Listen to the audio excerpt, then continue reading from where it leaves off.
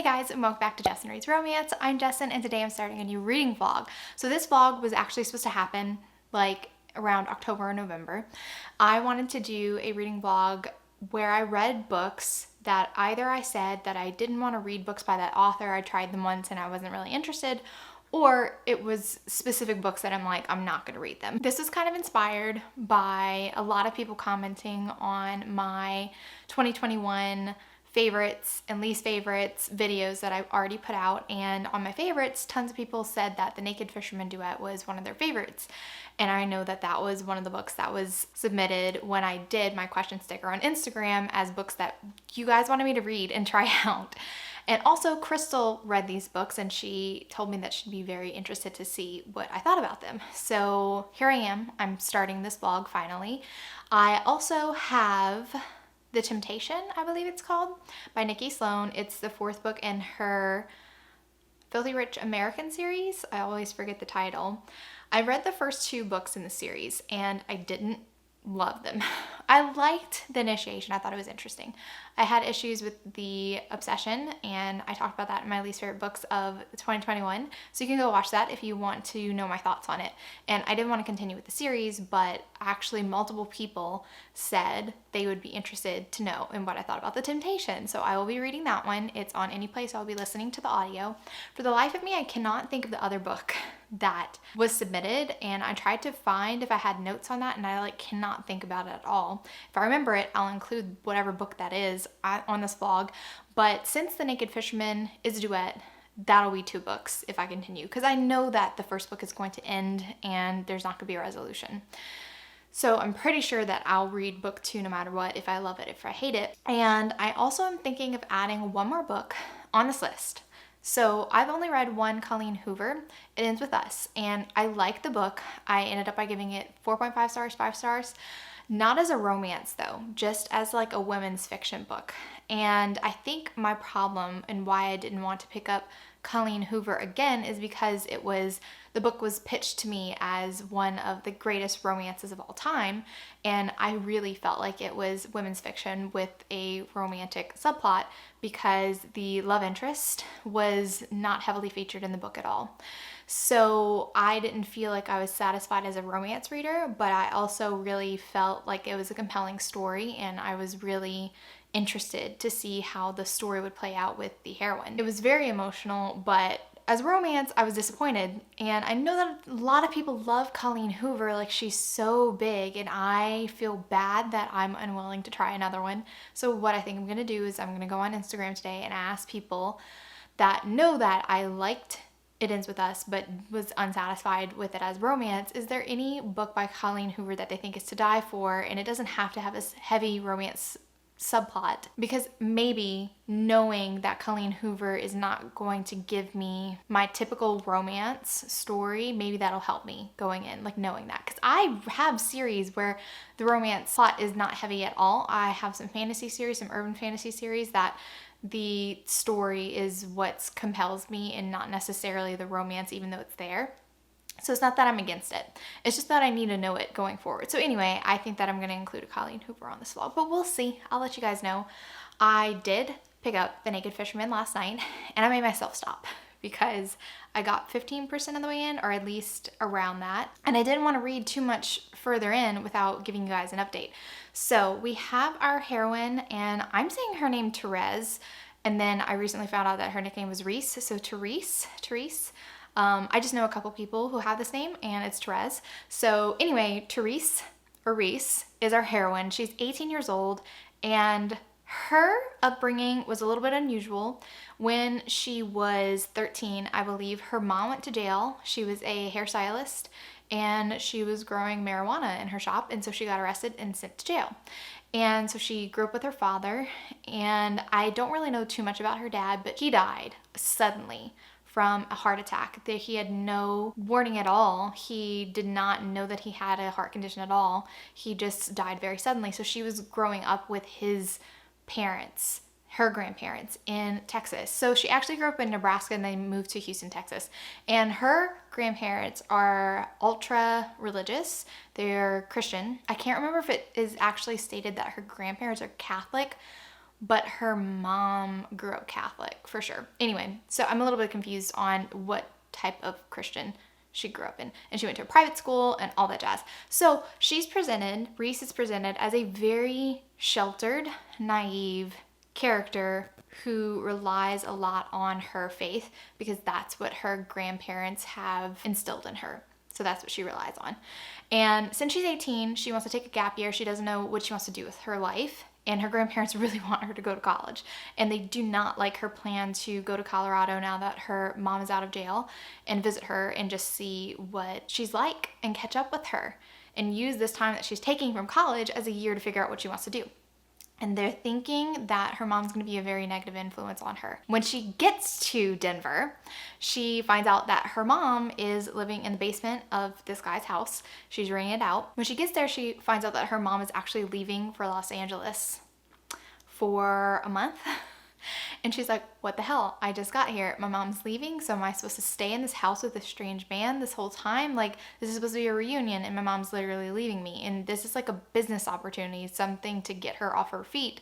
And she's hoping that it'll jumpstart, her future now that she's out of jail. But on the flip side, I find it so weird that this is like a planned thing and her mom didn't tell her until she got there that, hey, you're actually going to be living alone with a stranger in my basement apartment.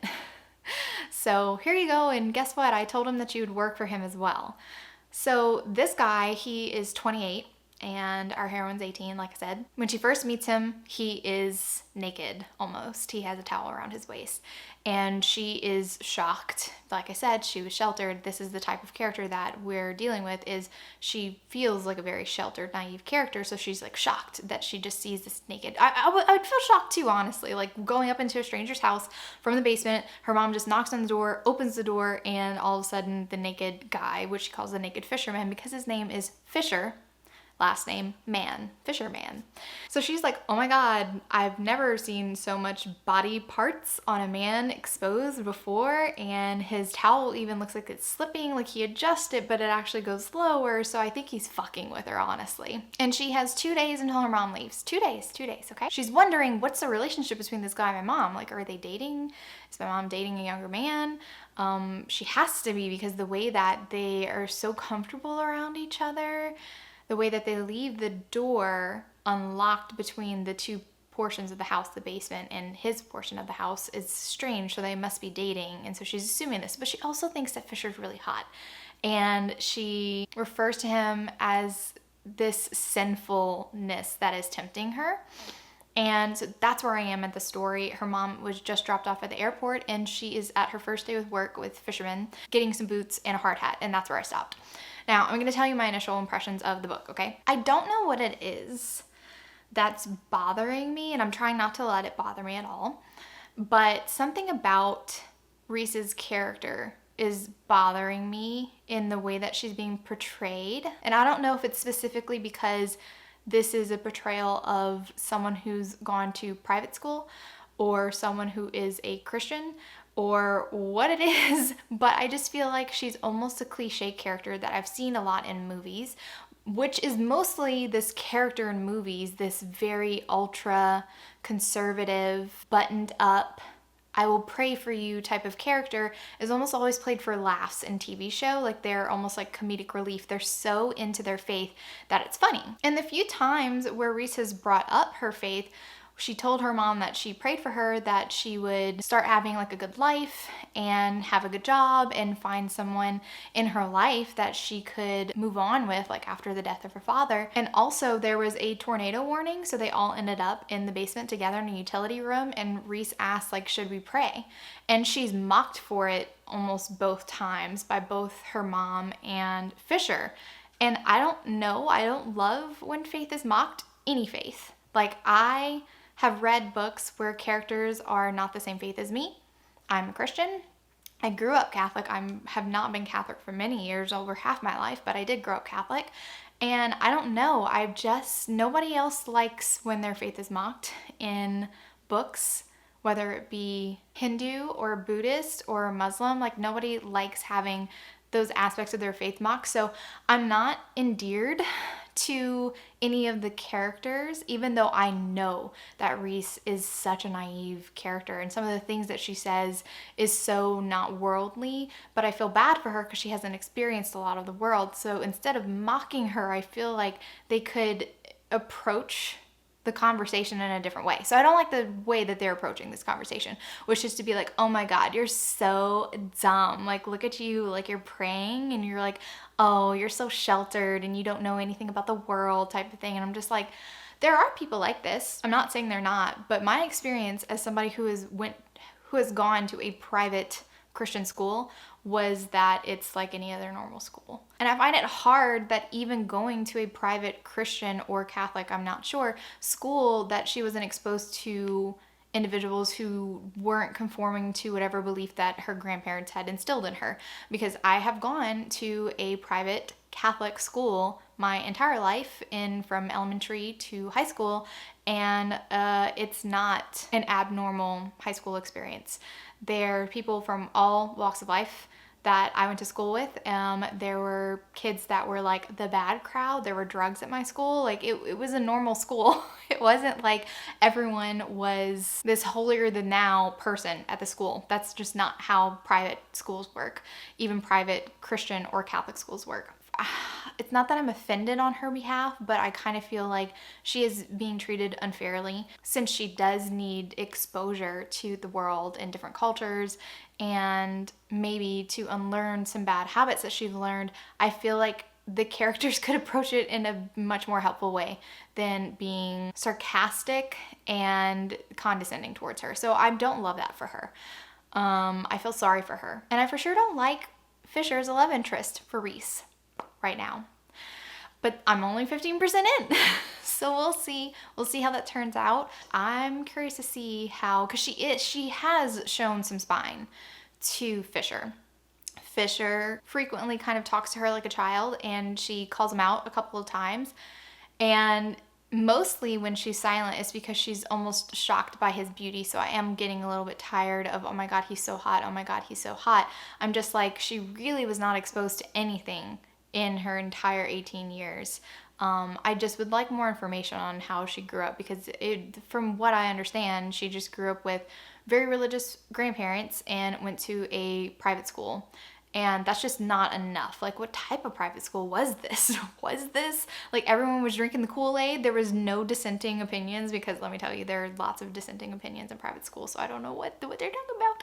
Anyway, so I'm going to continue to read and update you guys on that. I also need to go post on Instagram about the Colleen Hoover question to see what people say.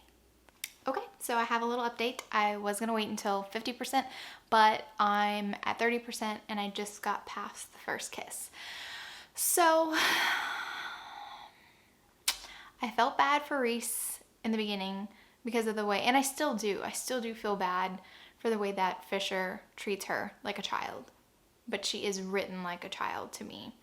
She constantly compares herself to others who have their life together, how she is not in Fisher's league because he's gone on a date with an orthodontist, and she's like, she's a real adult, she has a real job, and she's put together, not like me, and I'm 18 and I'm a teenage adult. And she keeps repeating this over and over again, and she really does feel like a child. She says stuff just to be contrary. She feels defensive all the time. She's really lacking confidence, and I honestly don't understand what Fisher sees in her, because like I said, she is like a child. She feels like a child, a very naive child. And all their conversations from the very beginning have been laced with innuendo on Fisher's side. So he's been doing this to her from the very beginning. And like I said, I just don't see what this particular 18-year-old, the way she is right now, would do to attract this 28-year-old man who likes to tease her about how naive and inexperienced and how much of a virgin she is. And there was a really weird scene where she goes to a party for Fisher's secretary named Haley. Haley, she's been working with Haley in the office. She gets invited, and she even calls it her first adult party. Like, she loves reminding the reader, the author loves reminding the reader how young this heroine is and how young she behaves. And I don't love it in an age gap. Like, I want my younger character to be more mature. I'm assuming there might be a time jump with this duet, but I don't know yet, because she does feel so young. She needs to experience some life before she gets together with Fisher, which is why the kiss feels so weird. But anyway, I digress. I'm jumping ahead of myself. There was a party, and she goes there. She feels uncomfortable. Fisher makes her feel like a child in front of everybody, and she decides to leave, and she goes back home. And she had discovered that there's only a shower down in the basement, which her mom rents, and Fisher did offer one time for her to use his tub because he doesn't really use it. It was actually that night she wanted to soak, and she was like, no, shower's fine. So while he's gone at this party with his date, the orthodontist, she decides, I'm going to go soak in his tub, and she drinks his beer from his fridge and gets drunk. And I'm just like, God, this is such a stupid move, like getting drunk alone and then going in the tub, and like the stuff that she's saying out loud, it's so, this crush that she has, it's such a puppy dog, young, childlike crush that she has. There's nothing besides he is a manly man and he walks around frequently without a shirt to explain to me why she's attracted to this man, other than this is the man that's in her proximity.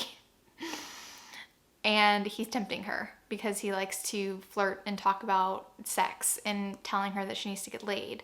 This is very inappropriate talk for someone that he doesn't even know. Like, it's just so, I don't like the vibe between Fisher and Reese. It just feels really weird. It feels really weird. So he walks in on her, as you can imagine. I was just waiting for it. He walks in on her while she's in the bathtub. She doesn't cover herself up. There's no bubbles. Like, you can just see through the water. And she doesn't realize it at first because she's so freaking drunk, okay? And he like won't turn around, and he says this to teach her a lesson that men will take advantage of her and stuff like that. And I'm just like, he doesn't feel like a guy who wants to help her mature. Like, he feels like a creeper. So I don't know what to do with this. I love age gaps. But when the heroine feels a little bit more mature, and I don't mind if my characters need character growth, but I think it was the reason why I don't love it is because this attraction that she had for him was from the first moment that she saw him. So it feels very, like I said, teenagery, crush-like. And Fisher, I don't know what the deal is with him. Why is he attracted to someone like Reese?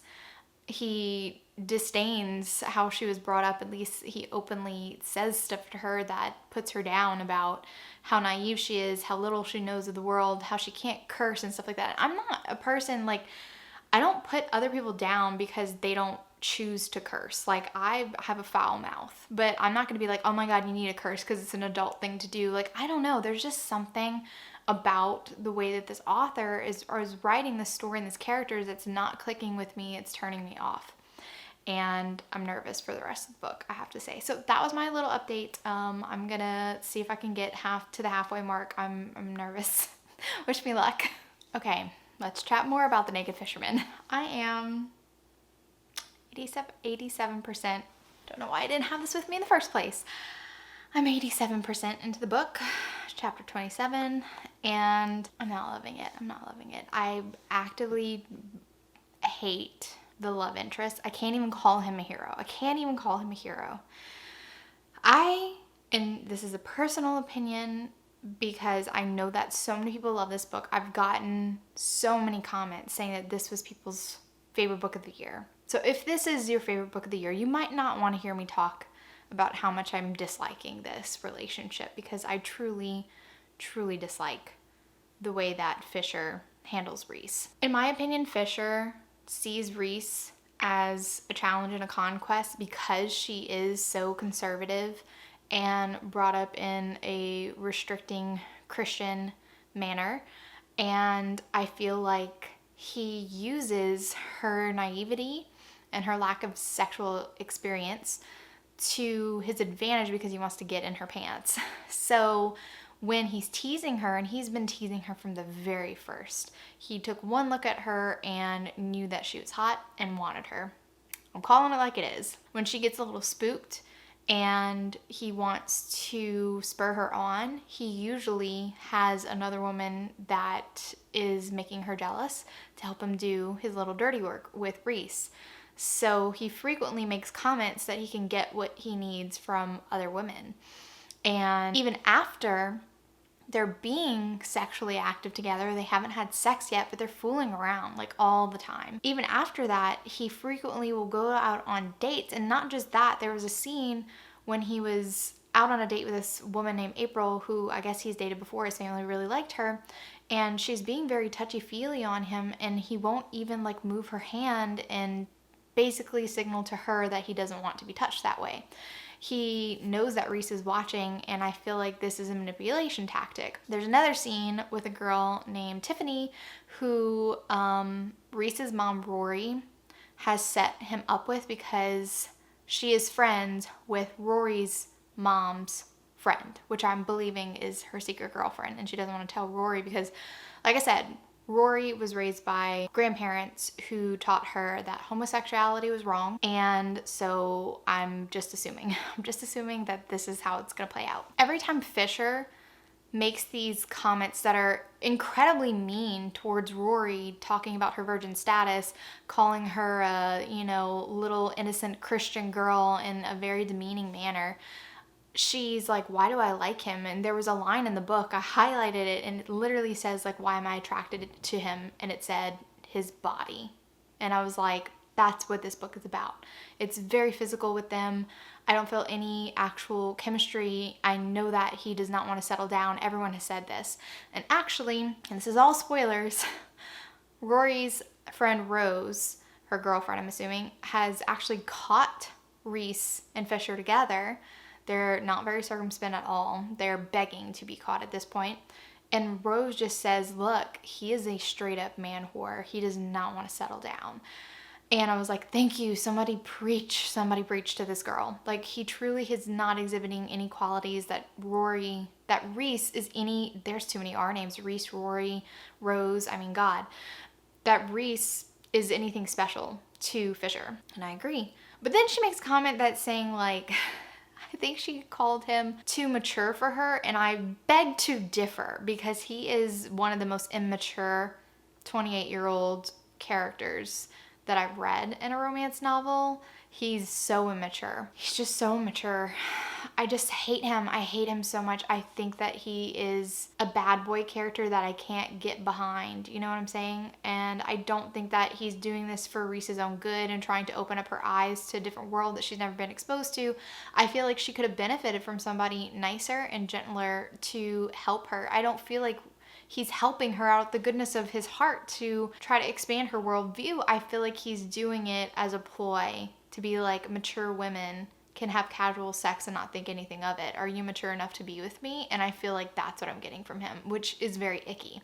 It's very icky to me. I don't like him. Her crush is so middle school. It's so middle school.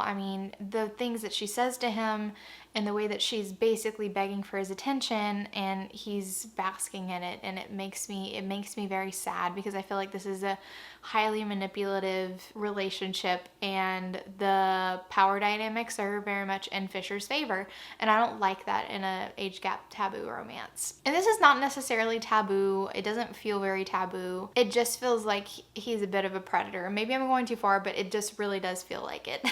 It does. He has not said or done anything to make me believe that he has secret feelings that he's just not acknowledging towards her. And I know this is duet, but like, I'm not having good vibes from this at all. And I just hate that he thinks that he's so much more mature and worldly than her, but he's just an asshole. He's just an asshole. Her mom also tells her, there was a scene where all the adults are drinking sangria. I think Rose had offered it to Reese, and Reese's mom said, don't let anybody pressure you if you're uncomfortable with something like this. And Reese feels like she has to drink it to prove that she's an adult. And I just feel like that's like the story of Reese's life. There's people like Reese who use that and be like, oh, only adults do this type of thing. And it encourages Reese to do something that maybe she's a little bit uncomfortable with. It just makes me feel like he's manipulating her into situations that she's not ready for. Obviously, she's not emotionally mature enough to handle this at all. This casual thing, not at all. She's not ready to handle that. So I feel like where Reese's character is now at 87%, she needs character growth that will take years for me to get on board with a relationship with her and Fisher just needs to change, man. He needs to not be an asshole. So I just can't see myself loving this couple even after the second book. Whew, I don't even know where this book is going to end up, what cliffhanger Julianne is going to come up with, but I for sure am not seeing the appeal of this book, and it makes me sad.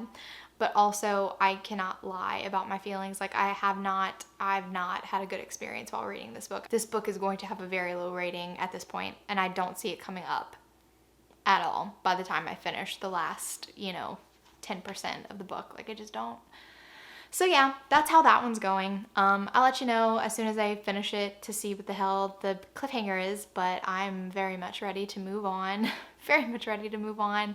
I think that I am going to take a break since I dislike this book so much and read my Elise Braden that came out, The Temptation of a Highlander. I'm not stopping this vlog. I'm just not going to record myself doing Elise Braden, and then I'll come back and jump in with probably the Nikki Sloan one. I don't think that I'm going to jump into the second Naked Fisherman. I will eventually pick it up because I feel like I'm going to need to close out the story, because there's probably going to be some people that say you have to read the second one to get all the growth. I'm going to read it so that I can have a full picture, and I can tell you if it does end up by working. It would be a miracle if this duet worked for me in the end. But there's always hope that she could pull it off. I just don't have that much hope. Yeah, so I'm just ready to move on, but I'll let you guys know. And I'm sorry, I really want to rant about this book like a lot more. There's so much that I want to say about this that highlights to me Fisher's creepy factor. But I know a lot of people don't want to hear that, so I'm just not going to. Okay, I'll update you guys after I finish the book. Okay, so I'm done with The Naked Fisherman. And the way that it ended did not give me hope that I'm going to love them in the second book as a couple. I just don't think that they're suited. And I just think that Fisher is a character that does not work for me. Rory would have an interesting story arc, especially the third act conflict that happened in this book, where she's being confronted with something that directly challenges something that she has been indoctrinated to believe because of her strict faith, her strict adherence to her faith. And I think that it gives her an opportunity to really grow as a person. I'm glad that she's going to have a 6-month opportunity to go on a mission trip and be away from all of this, to have some time to reflect. But the fact that Fisher is her match just kind of burns me, because I feel like her transformation and her self-discovery and the way that she will hopefully become more open-minded would be a really cool, powerful transformation character arc. But unfortunately, Fisher being the one to guide her there, like nothing that he said in the moment in the third act conflict made me think that he'd be a person that would guide her through this road to self-discovery and being able to become more open-minded. I just feel like he is somebody that implies that she's stupid for thinking so naively, even though it's the way that she's grown up. She's had no choice in the matter. She's grown up this way. And now she's being exposed to new viewpoints, and she can make her own decision and come up with her own thoughts on the matter, and it might not be what she grew up with.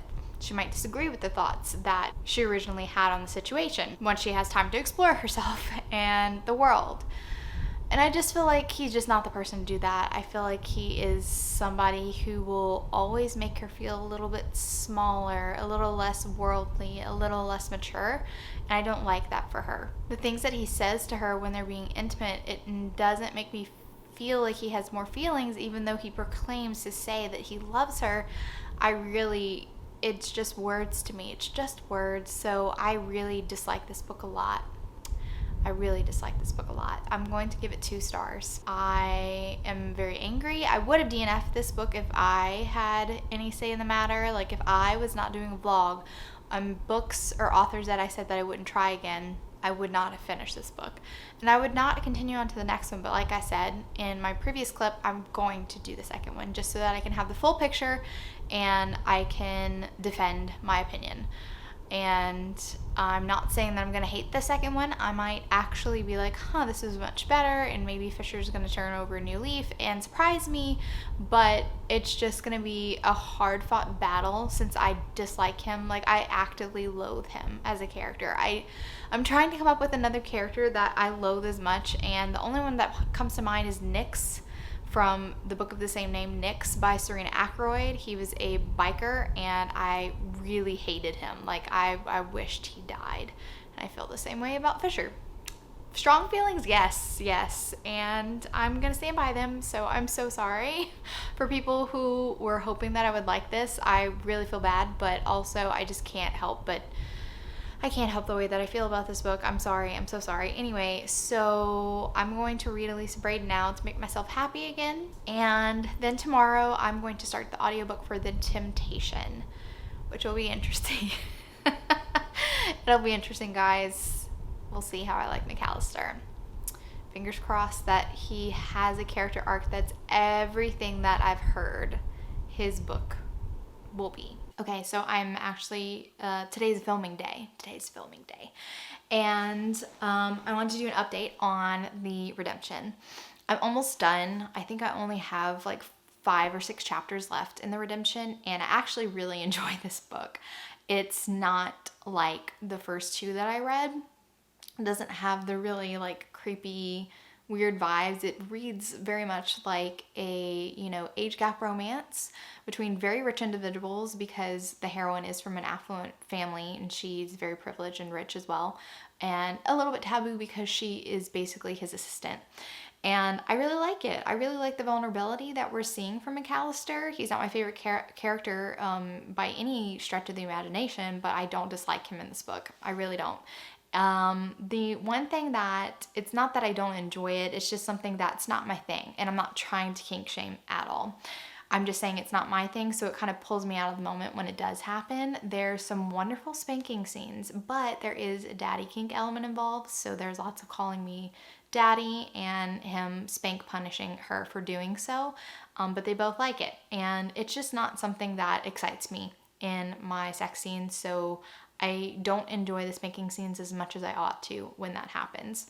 And honestly, that's the only real critique that I can have about this book. I do like their relationship a lot. I like the way that Sophie's able to get McAllister to kind of relax and unwind and not be his intimidating, closed off, I have no friends self. And I love what he brings to the table for her. She's opening up a lot about her past and what's her motivation. And I just really like it. I like that they can be vulnerable with each other. But like I said, I still have a couple chapters left, so we'll see how it all wraps up in the end. But I did want to update you guys on Colleen Hoover. So I did my Instagram story, and most of the people suggested Ugly Love and Maybe Someday. Is that what it's called? Yes, Maybe Someday. So Ugly Love had the most, because I kept track of them, Ugly Love had the most suggestions. Maybe Someday was next, and also Slammed. And everyone's like, you should really read her first books if you want more romance. And I was like, oh, okay. But since Ugly Love seems to be the most popular one, that's the one that I wanted to go with, except I can't get it in time for this vlog.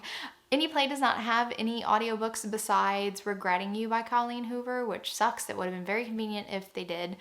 I'm not paying $10.99 for an ebook. I will only spend that much money for like one author, Nalini Singh. No other authors come to mind that actually charge that much for their ebooks, and I'm not paying it for Colleen Hoover because I'm not hyped for her book, so I won't spend that type of money on it. And my library has like it says a 14-week wait. I'm like number whatever in line, very long, so it's not gonna be in this vlog. It sucks because it would have been the perfect addition to this vlog. Don't know what else I could fit that in with. So anyway, I am going to be reading the second Fisherman book for this vlog. I can't remember if I told you guys this. I wasn't planning on it because I was so mad at The Naked Fisherman. I didn't really want to force myself to read it so close, but I feel good because I've read some good books in between. I read the Elisa Braden, which made me really happy. I am enjoying the Redemption, so that hasn't made me angry. So I feel okay going into the Lost Fisherman. So I will include the Lost Fisherman. And then I remembered, thank you Any Play playlist. I remember what the other book was that everyone wanted me to read. What's it called again? The Tessa Bailey. It Happened One Summer. I wasn't gonna read it. It has a cartoon cover. Tessa Bailey is very hit or miss for me too. Some of her books I do enjoy. I actually really like her vampire series, which I need to get back into. But her contemporaries don't do it for me. I didn't like her Fixer Up series, and so people wanted me to read It Happened One Summer because it was one of a lot of people's favorites of the year. I'm nervous for it. Again, same thing that happened with Naked Fisherman. I'm very nervous that it's just not going to be for me. But I'm going to include it, and Any Play has the audio. I'll keep you guys updated as soon as I finish The Redemption. I'll jump into The Lost Fisherman tonight, but I do have a lot of videos to film today, or at least I really want to, since it's not too overcast today, because it's been very disgusting. It's been 80-degree weather. I'm pretending it's cold. It's not. I could wear short sleeves and shorts. Yeah, that's what most people are wearing today in Louisiana. Give me a cold front, man. It's gonna be a hot new year. Hot new year. Awful. Okay, it's time for updates for The Redemption. I just finished the book, the audiobook, and I also finished all my videos that I wanted to film today. Yes, it's still the same day as the last clip. I was pretending that it was cold. It's not. It's hot. I'm wearing short sleeves shorts. It's Louisiana and it sucks. We're gonna have a hot new year. Not excited about it. Anyway, I digress, and my air is on, my fan's on, so yeah. My hair is just like moving in the breeze. I'm dying. Anyway, what was I saying? The Redemption. Okay, I actually like the book. I'm gonna give it 4 stars. It doesn't have any of like the weirdness of the first 2. It just reads like a regular age gap forbidden romance, and I really liked it. I really loved everything about the book, honestly, except for the daddy kink and a couple of like a little predictable scenes or whatever, but for the most part it was really enjoyable, and I actually want to read the next one, The Temptation, which is what I kept calling this book. I do want to read The Temptation about Vance, so I think I will be continuing. So this is a good thing. This is why we do second chances, so I am glad that lots of people told me that they wanted me to give The Redemption a try. So I'll be reading The Temptation. You win. I've downloaded... Sorry, I'm getting messages about Colleen Hoover.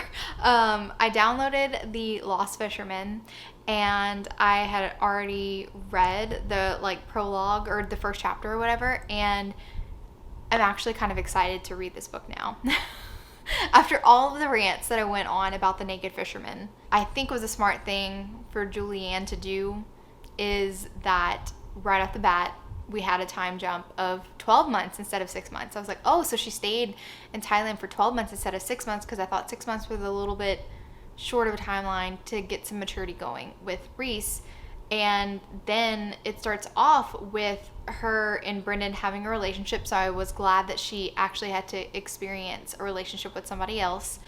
She realized that she wasn't in love with him, so she wasn't ready to make the steps of commitment that he wanted to. He wanted like to get married and have babies. She actually lost her virginity to him, and it wasn't great. I was a little bit mad at her though, because she was expecting it to be great, even though he was a virgin raised in the same sheltered environment as she was, so he had no idea. It's not like he experimented before. That wasn't in his nature, but she also didn't help him. And she has some experience from Fisher. She could have been like, this is a clit, you're supposed to touch it, and you can touch my boobs. Like she just sat there, and it was bad for her. And I was like, I'm not saying it's your fault, but you also didn't help. So I was just annoyed with her. And then we get 4 years later, and I was like, thank God. It's the best thing that could have been done, because I knew that this character needed to mature. Just the fact that she wanted to sleep with Brendan, I was like, she's still not mature enough. Even after being in Thailand for a year and experiencing some life and having a relationship, she was still trying to force herself to be something, do something, because she felt like she needed to be an adult or whatever. And now I feel like she's becoming her own person. And I really love that her time in Thailand working with the midwife inspired her to go to nursing school. And that's something that I want to do. I want to do labor and delivery in nursing. Well, at least I say I want to do that now.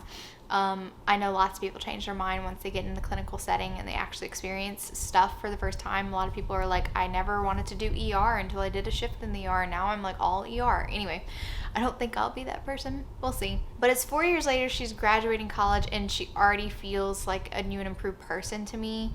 I had lots of long conversations with Crystal about stuff that I've really hated about the Naked Fisherman, one of them I kind of pointed out. I was like, the way that faith and believing was treated, I didn't love it in the first one, but there's some lines in the second one that really just got me. I was like, thank you, I feel a little bit vindicated. I pointed out to Crystal that Reese's faith in the first book was a very childlike faith. It was very like, my parents told me to believe, so I believe, and this is what I do because my parents told me. It's a very adopted kind of behavior.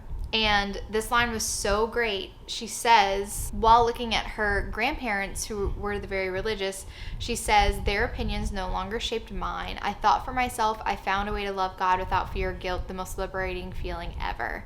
And she's had boyfriends, she's had sexual relationships, and I'm just like, I'm proud of her for experiencing life. And also she moved away. Like, she went to a college in Michigan, I think. So she moved away from everybody, from her mom. She kept in touch with her mom and Rose. She kept in touch with her grandparents, but she didn't go back to Denver, and she is now graduating college. So I'm just really excited for her.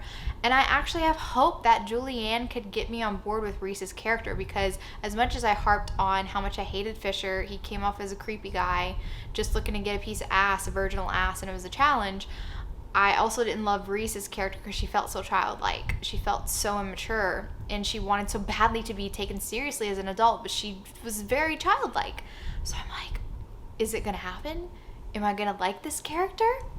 I don't know. Anything's possible now. Anything's possible now. This is a fun vlog for me, honestly. So I will keep you updated on where I stand with this book. I'm debating, should I edit a video, or, because I just filmed 3, or should I read a little bit? Maybe read a little bit and then edit? I don't know. Maybe edit a little bit and then reward myself with reading. Maybe that. Okay, that's the plan.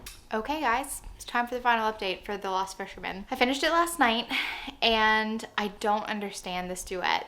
I don't understand how The Naked Fisherman is a 2-star book and The Lost Fisherman is a 4-star book. I really enjoyed their relationship this time around.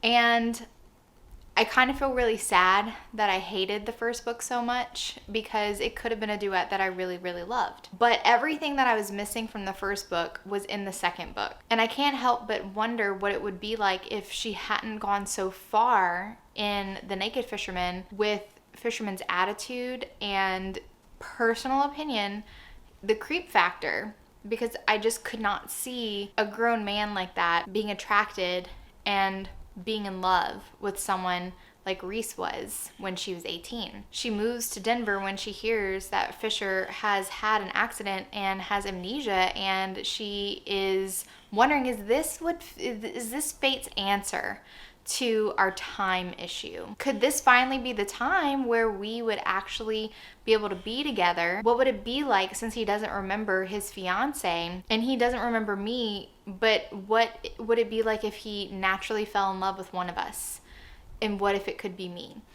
And I don't really consider this cheating, and maybe because I'm a little bit biased, one of my least favorite things about The Lost Fisherman is the way that Fisher, as a person with amnesia, has not a great support system. His family were pretty terrible. Like, oh my gosh. I already thought that their insistence that Fisher and April are perfect together, when in the first book it was obvious that he really had no interest beyond being like friends with benefits with her. How does his family not see this?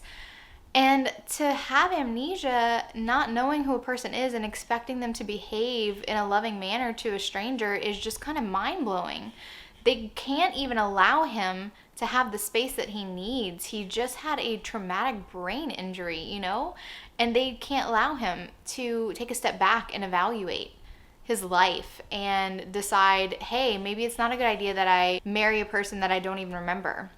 They think it's fine that he continues with the relationship and keeps all the wedding plans the same. No moving the date, keeping her living there, spending the night in his bed. Like, it just seems so unbelievable that they think that that's okay. You know, I just feel like everybody was on the fiance side. Nobody was really on Fisher's side. And that was mind-boggling to me, because I fucking hated Fisher in the first book. But then I felt sympathy for him, because I was just like, I would be devastated if I had amnesia and my family were treating me like this. And so this time around, Reese just hangs out with him, and naturally they have chemistry. The chemistry that I didn't see in book one. I did not see these characters as having chemistry at all in book one, and that's my whole issue with this duet as a whole. At the very least, there could have been some sort of slow burn chemistry in the first book, but it was all rooted in this sexual desire that he felt towards her. And that's why it felt creepy to me, because it didn't feel like he cared about her. He just wanted the challenge to bang her. But in this book, it actually felt like, this is my match. This is somebody who understands me. This is a person that is fun to be around. I really like her personality, and she's the only one who's treating me normal. Like, I understood their connection this time. I didn't feel like he was cheating on the stranger who was living in his house. She was very selfish, and not that I think that she shouldn't have been grieving, the person that she thought that she was in love with, but I think that she was very selfish in her grief and not understanding at all what was happening to him, So it was hard to feel too much sympathy for her. Also, the way that Reese's mom and Rose were very pro fiance was a very hard pill to swallow. And like, poor Fisher's getting pressured on all sides, Anyway, I did like the way that this ended up. I did think that a decision that Fisher and Reese make toward the end was a little bit weird. And it was to save his family's feelings. And I didn't agree with that. I thought that was just, I thought that they needed to just be like, look, you're not in control of my life, and this is how it is. Boom, there. Anyway, enjoy the epilogue. Would I recommend this series to people? No, because I would not have continued with book one, period. I would have DNF'd it. I would have hated it, and I did hate it. And the only reason why I read book two is because I had a feeling that people in the comments, if I only read book one, would be like, but you need to read book two. You're going to change your mind. I don't change my mind about book one. Book two was pleasant though, but it's still, I can't help but have my experience of book two be a little bit tainted by book one. So it's not something that I would be like, yes, people should read it, because I wouldn't want to put anybody else through the ringer like I went through the first time that I read, with the first book. Anyway, so that's my final verdict on the Fisherman duet. If Julianne hadn't gone so far in the first book to make their relationship impossible and made them both so immature, like, you can make a character immature in need of character growth without making them hated characters, and that's how I felt toward them. Other people probably didn't hate them as much as I did. That's why they love this series. But anyway, I'm glad that I was able to read it and review it for you guys. Can't say I was glad that I read it. I don't know. Complicated feelings toward this duet, and I now understand why Crystal was all like, how can this be this and this? Like, I totally get it. Anyway, so now I'm listening to the audiobook for It Happened One Summer by Tessa Bailey. I started the audiobook while I was doing my hair, and this heroine, Piper, is being written for you to hate her. She's an unlikable socialite, airhead, and I still feel a little bit of sympathy for her because she has been, this lifestyle is all she knows, and this attitude that she has towards image and just the, she doesn't care that she destroys public property. It's all about your image. It's kind of sad because it's true in real life, So I feel a little bit sympathy because she's been enabled by her stepfather's very deep pockets. But I do like, this book setup is like a classic Netflix rom-com. Rich party girl gets sent to small town where she needs to learn her lesson and value of hard work and money, and that there's more to life than your image and clothes and parties. It's nothing new, but I'm also intrigued. I know that she's supposed to be unlikable. I know the whole purpose of this book is for her to have a transformation. So though I dislike the type of character that she is right now, I don't hate reading about her character because it's on purpose. So I don't know. We'll see how long that feeling lasts, because if it takes a while for her to transform, like if I'm over 50% of the book and she still is talking like this Instagram obsessed party girl, then I don't know if I will be able to tolerate her as a character or appreciate her growth. So we'll just see how that all plays out. I'm optimistic about it though. I am optimistic. This vlog of books that I didn't want to read is in one of the more interesting ones that I've done. At least my reactions to the books have been very interesting to me. I am enjoying it. Anyway, okay, I have lots of end of the year videos to film and all that jazz, so I'm gonna go do that now. That way I can get back into the audiobook. Alrighty, so I finished It Happened One Summer last night. And honestly, I really enjoyed the story. I had seen before, one of the reasons why I didn't pick up It Happened One Summer, besides the fact that it had a cartoon cover, was traditionally published, all that jazz. One of the other reasons why is because I heard a lot of people say that they didn't like the heroine. And while Piper was very superficial, I also, like I said, I understood it was the fault of her parents who brought her up and spoiled her, and she really did take initiative once she got to the bar, and they did have to, you know, learn their lessons. I kind of was thinking of Cowbells, that Disney movie, while I was reading it. I was okay with her character. She wasn't my favorite by any stretch of the imagination, but I also didn't hate her. And I really liked Brendan's character as well. I thought that he was really compelling. I thought that his backstory with his wife and his father-in-law, who he owed a lot to, I thought that that was compelling as well, in the way that he pursued Piper. I also really love that he didn't technically want to change her. Like, he enjoyed her kind of spoiledness and her vivaciousness that she brought to the town and to the other women and stuff. Now, my problem lies in everything that happened for the third act conflict. Tessa Bailey literally threw everything with the kitchen sink into that third act conflict.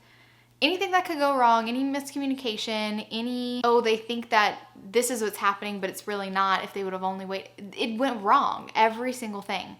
There's misunderstandings. There was all of a sudden Brendan, who had been pretty patient for the majority of the time, just had a short fuse, and I didn't blame him for it per se, but I also was just kind of like, of course it happens this way. And then she makes a promise, and then she can't keep the promise because something happens out of her control, which keeps from keeping that promise, and then Brendan just thinks the worst of her.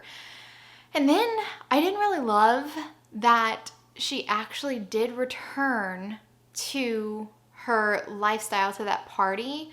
I thought that that whole thing could have been cut out, honestly. I don't think she needed to return to it to realize that she had changed and grown, and this wasn't what she wanted, especially since her quote-unquote friend, it was not really her friend, and I'm just like, why would you even bother with a person like that? And even though Brendan was very understanding once they all got on the same pages, saying that it's only been a couple of weeks, it's only been 5 weeks, and I expect her to just completely change and be okay with all these life changes and know exactly what she wants. Like, I get all of that, but it's just it was forceful. All the conflicts were very author forced instead of natural. I don't know. It's just, it was a problem that I have with a lot of traditionally published books, where I think that their third act conflicts suck. So there's that. I'm gonna give that book 4 stars though, because I didn't hate it.